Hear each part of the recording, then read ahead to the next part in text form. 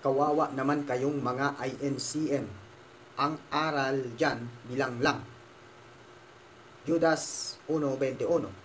Paliwanag nyo mga ministro ni Manalo. Well, katupa. Ganito ang nakatala sa Judas o Jude 1 talatang 21.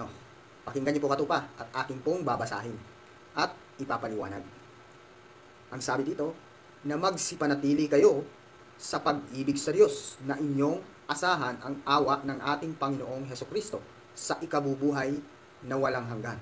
Well, katupa, ayon sa talatang binasa natin, ang sabi dito, magsipanatili tayo o kayo sa pag-ibig sa Diyos. Sino po ba ang tinutukoy na Diyos?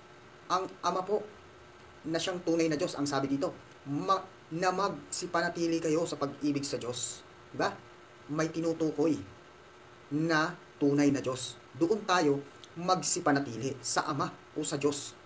Then, tuloy natin, na inyong asahan. Ano daw yung aasahan natin? Ano daw ang sabi?